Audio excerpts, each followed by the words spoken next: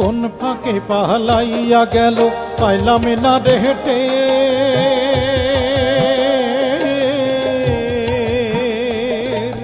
কোন ফাঁকে পালাইয়া গেল পাইলাম না রে হেঁটে।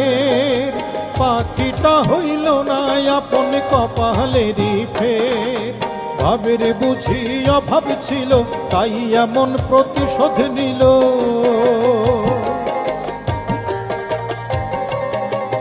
ভাবের বুঝি অভাব ছিল তাই এমন প্রতিশোধ নিল।